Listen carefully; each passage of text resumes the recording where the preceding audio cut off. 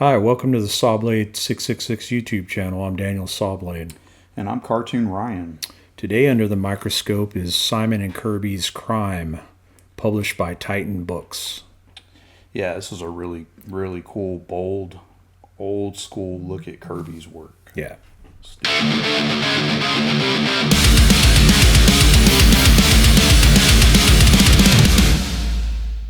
I've seen this around for years. I've known about this series.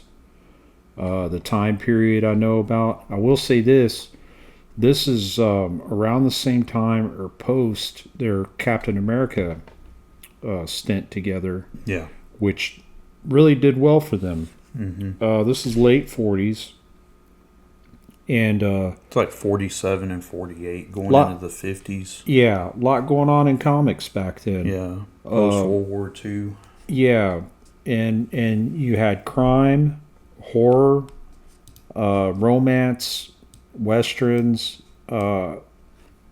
Sci-fi was kind of there. That also military stuff. Sci-fi kind of came a little later with certain things, and definitely in the pulps prior to this. But I need to get my hands on this. This is your copy, Ryan. Yeah. So you've read through this? Yeah. I got it 10 years ago. It's got all kinds of legendary crime stories from the past, just from the 19th century to even before, man. There's stuff from like the Guy Fawkes and all that stuff. It's really a cool concept because they're reinterpreting these stories. Mm-hmm. Or interpreting these stories in their style, Kirby's drawing style and Simon's writing. What was his first name? I don't remember now. Joe Simon. That's right. Yeah. Mine went blank. Yeah. Thinking Joe Sennett. Yeah, Joe Simon. Yeah. I got to say something about his drawing style in this period. It's almost like it's not quite refined into what it became later with the 60s stuff at Marvel. But it's still energetic. It's still dynamic. The storytelling is awesome. The pacing is awesome within the panels. We love Jack Kirby here. Oh, yeah. At the channel here. We worship at the altar of Kirby.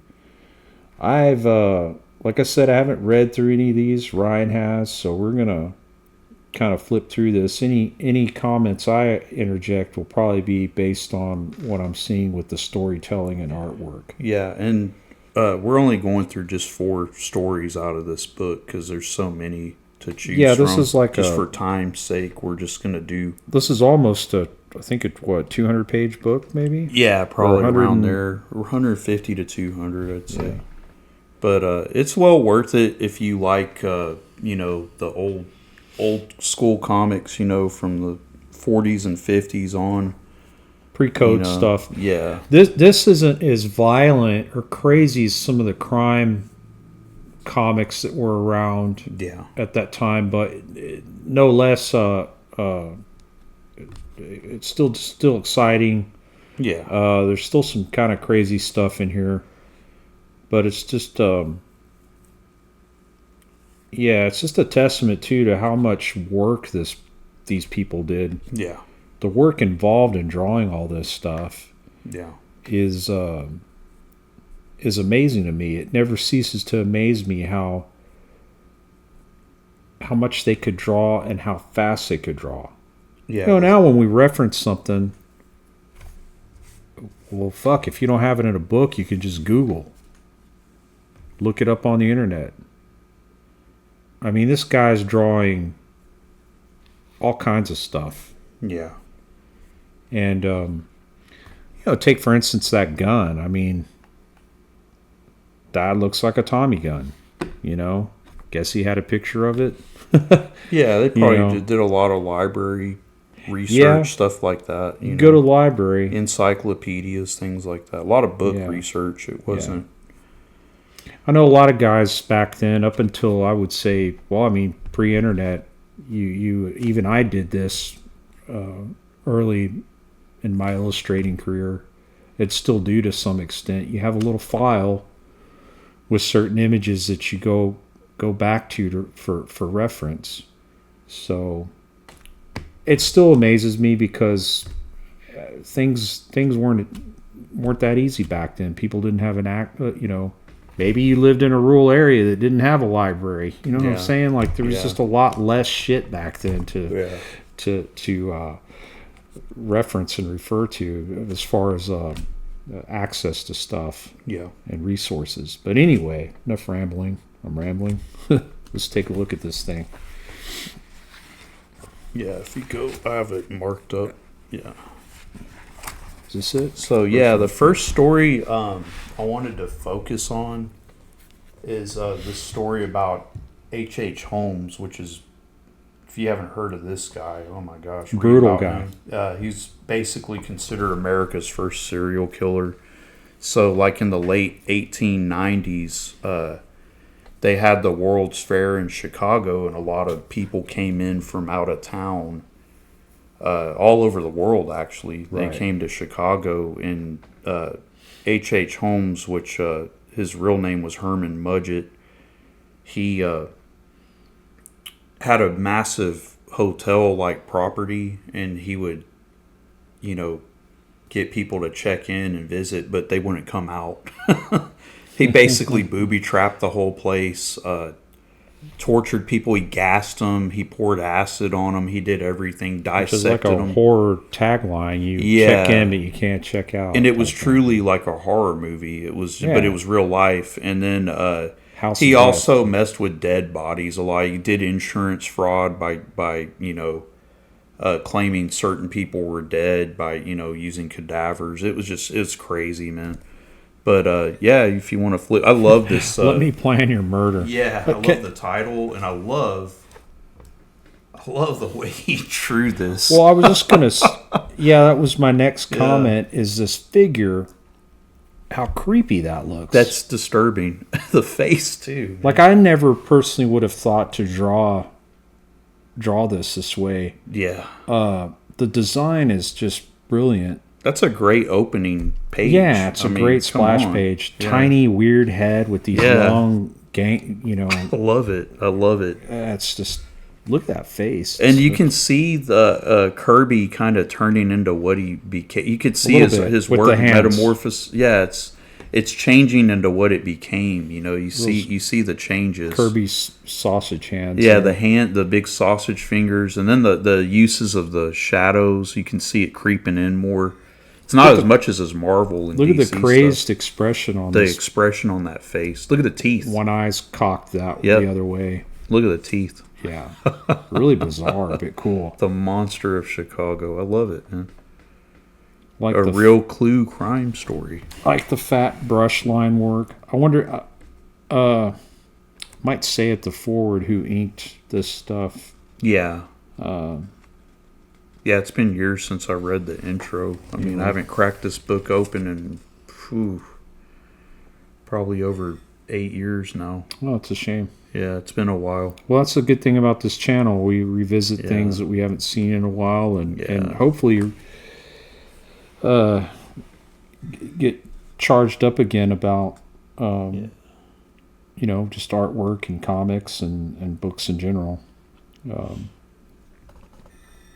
But as we go through this, I just love the way Kirby tells stories just with the visuals alone, I mean, he's basically, doing the movie angles, the cinematic angles, the close-ups, and it's like the, it's a traditional early phases of it. Traditional 6-panel grid. Yep. It's very clear.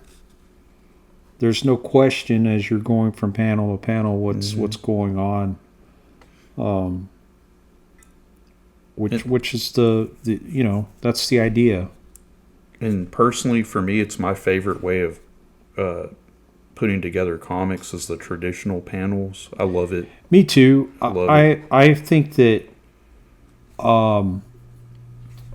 depending on the page and what's going on in it, if you can afford to have a designy panel or something crazy going on in a page with your panel arrangement and it works, that's great. Yeah. I think just to do it to be different was never my approach. I personally like it at the front with a cool, catchy splash page, and then in the middle somewhere some dynamic sequence that's happening. Yeah, can kind of break up the monotony. But simple is great too. It's just it tells the story. Yeah. I mean, look at this face over here. Crazy. It's basically showing him how he's luring people. He's committing this fraud. Look at that. He's luring them into the property. Yeah, chloroform and stuff. And the dude, look at this face on this guy. It's almost rat-like. Mm-hmm. Yeah, the faces are amazing. The thing on H.H. Holmes is the teeth over here. Because, I don't know if you've seen have you seen a real actual picture of him? I have, but I don't quite remember. So he wore a derby hat this, but it wasn't as tall. And he did have the mustache, kind of almost semi-handlebar mustache, but he really stylized it here and kind of made it his own version, which I love. Albert Fish also had the mustache. Yeah. So this just goes through how he captures his victims and what he does to them. Yeah. Looks like I'm seeing some acid. Yes, a lot of acid, a lot of knocking people out, and then dissecting them and doing whatever he wanted to do with them. And he would turn the bodies over to medical schools to get paid. Oh wow. Yeah, stuff like that. That's crazy. So this next one, Gang War. Look at that for an opening panel. Yeah. Like an explosion or something. So this is about gangs in Illinois, if I remember correctly. 1925. Yeah, there it is, 1925, Southern Illinois. So it's basically the gang wars leading up to Al Capone and all that in the 30s, because Illinois had the mob as well. All the North and the Northeast during that time period had a heavy mob presence. Right. And when Al Capone moved over there from New York, he basically took it over. So this kind of covers all the lead up to that. And I don't remember if it has a St. Valentine's Day massacre in it. But I mean, look at this intro, man. Look at the the chaos. The figures flying through the air with the debris. Yeah. And you see that this guy's throwing some kind of, I don't think it's a grenade. Yeah. Just some kind of bomb of some sort. Yep. Aerial bombs, they called it. And I love the lettering right here. It's really good. Yeah. Just bold. A real Clue crime story. Yeah, they always put that at the intro on these. It's just fun stuff. It's a great... It's just something to absorb when you're wanting to make comics or thinking about making comics, Yeah, and the language of it, I'm sure... Let's see. Kirby was a little older than our grandfather. He was probably in his 30s right here. Well, no, if he was born in, I think, 1919, this happened in 25. He was... when the story took... I thought you were talking about when he... No, I'm talking about the story taking place. Yeah. Because my point was with comics, okay, it's 1920s, so what can I do in here to... he's putting in period clothing, like that kind of... I don't know what you call these hats. Yeah, I don't know. But you see barbershop anymore. Quartet people wear them. Yeah. Whatever they're called. Yeah, I don't know what those hats are called. But see, there it is again. Yeah, kind of a straw type hat. Shift it over to the right just a tad. Yeah, it's very dated, of course, but look at these gangster faces, dude. It's like the stereotypical mobster face, And you can just see. I mean, what's really cool about this is you wouldn't even have to really read it to know what's going on. You can see it's a meetup of different gangsters. And, car chase, car machine chase gun fire, looking slumped over here. Yeah, it's a meetup of different gangsters, and then it's showing how the power struggle's happening. Yeah. It's just, I love the gestures. I love the action. And another thing, we were talking about this before. The colors. I love the bold, flat colors with a lot of shading. Like right in here, look at the black right there. Yeah. You just can't beat that, No. It's just I love the old coloring. Well, and this is obviously a reprint. Yeah. And this is in this is a collection of stories, and originally these were probably single issues off the stand back then. And to your point, yeah, they did a pretty good job recreating the color schemes and stuff. Not that I've seen all of these originals or anything, but I've seen examples and stuff, and yeah, sometimes they get the color wrong on these things. Yeah, and they did a good job here. Another thing that trips me out is these fools were using bombs from airplanes, to fight their wars. That's crazy. It's nuts. And I mean, if you think about it, 1925, the airplane hadn't even been around 20 years yet, That's crazy to think about. Yeah. So it's like there's a biplane flying around and kaboom. And I mean, look at this, man. Where are they getting all this hardware from? It's nuts. It's military grade weapons. Stuff was way less regulated, it looks like, back then. And I just can't get over the faces and the action, but look at that guy's head, how tall it is. Yeah. Real stylized. Comb over. Yeah, it's done so well. You see little hints of what was to come in 1960s era Marvel with this figure. Yeah. That, slanted with the legs. Mm-hmm. The running pose is very superhero-ish. Yeah, it's really cool to see this earlier work of Kirby before he became the powerhouse of Marvel and DC later on. Wow, dude. Yeah, look at those faces, dude. The way that ends. Yeah. It's crazy. Yeah. Back when they just hang you straight out of your cell, dude. The last bloody days of Babyface Nelson, who was one of the biggest gangsters of that time period. They ended up, a lot of them having brutal deaths at the hands of the FBI back then. You had like John Dillinger. Who else? John Dillinger got shot up outside of a movie theater. Bonnie and Clyde got shot up to pieces, just driving down a road. So the good old days were pretty violent too. They talk about how violent everything is now. Crime has been going on since, Man. Yeah, since we first learned how to write and speak and all that stuff. So it's really cool to see these stories and then how they wrote them, though, these actual historical events that took place, because they're just filling it in with the dialogue that, of their own, to fit all that whole story. So it's really cool, because who knows how it really went down, but it's cool to see their aspect of it, Yeah. A lot of car chases, like look over here, these cars. Yeah. Lots of gunfights. Yeah, a lot of gunfights. It's just really cool to see. The one thing that I do notice is it's violent, but there's not a drop of blood in anything. There's no gore.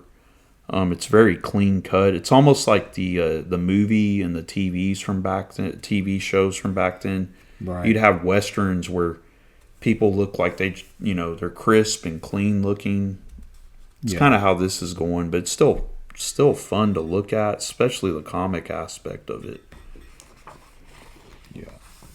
Oh, look at this double page. Yeah, and this one's my favorite. It's the Guy Fawkes stuff. A lot of people know it from V for Vendetta, but I love this. I mean, look at this intro here. Yeah, that's awesome. I love the viewpoint of the, I guess there's soldiers coming in, the queens or the king, Yeah. The soldiers. He's about to blow up everything. Yeah. Upturn the system. Master of action. Yep. It's just done so well. Burned at the stake. But it's basically, the helmets. Yeah, and that's what I love about this book is it covers like crimes from different centuries, not just the 20th century at that time. It's covering all kinds of stuff. And it's just really neat to see these faces and these figures that Kirby drew. Well, and this is what I was going back to. Yeah. Working on a period piece. Okay, I'm sure he did a little bit of research. Yeah. But I'm sure he winged it in a lot of areas. But right down to that table with the what are those things on the candlestick holder and this stagecoach and the wooden. I mean, I don't know. It's just it's got enough accuracy mixed with his imagination. Yeah, to where it just works. I don't know. It's not like he specifically went in there to make sure everything was timepiece accurate. He just did it to the best he could. You can tell. But it works. It's he draws so swashbuckling affair. There's sword fights and people getting hung and people getting burned at the stake.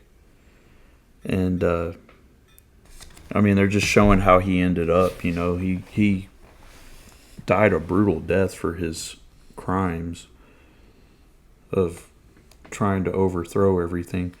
But I just love the dynamic panels. You can see the panels starting to change too. They're not the traditional all the way. They're kind of like these zigzags going in here, and there's a circle here. I was just thinking, even the time period of when these comics were created, late 40s, there was a lot of brutal justice, and so still, of course, in some, I guess most states today, there's the death penalty and in some sort. Well, maybe not most. Not all states. Yeah, some. It's just funny that's still, I don't know if that'll ever go away. I don't think so, man. It'll always be a thing. I think it's less and less done in a lot of states. Yeah, but that was pretty much the stories I wanted to cover. You can feel free to flip through here, see anything that pops out at you. One thing I noticed earlier was the pattern on this the radio. The radio is a skull.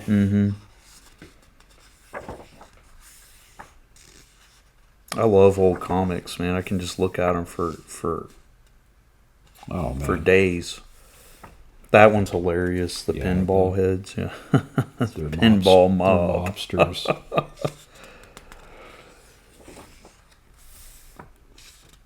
It's just so interesting to see this version of Kirby. It's not commonly seen. Not often. You always see the Fantastic Four stuff and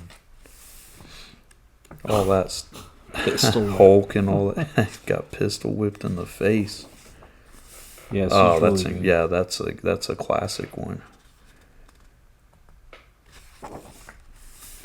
Yeah, I'm gonna have to pick this up at some point. It's a must. I'm surprised I don't already have it. Known about it for a while, just never picked it up.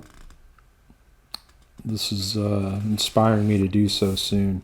Yeah. This also reminds me, this is right before I think EC was around, but they were doing different things, and this was, you know, because they did crime books also, crime suspense stories, and I think there was one in particular called Police or Police Stories or something like that. But yeah, a lot of companies were doing the crime along with the horror. Yeah. And this is right at the cusp of all that going on.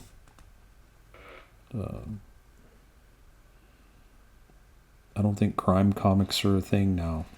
Not that I know of. There are probably still some. I mean, you can get like, I have a few crime comics that are pretty recent, like the Green River Killer. This guy whose dad was a detective on that case wrote it from his dad's perspective. And it's a comic? Yeah. Huh. I got that a few years back. And then My Friend Dahmer.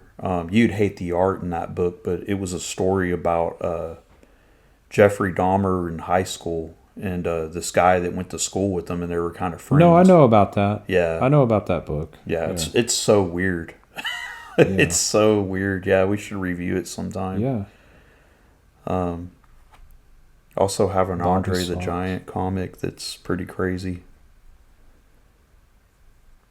That's interesting. There was I guess that's where it comes from. There was a band in the late 70s from Dallas called Bobby Sox and the Teenage Queers. So I wonder if that's probably so. What we're talking about.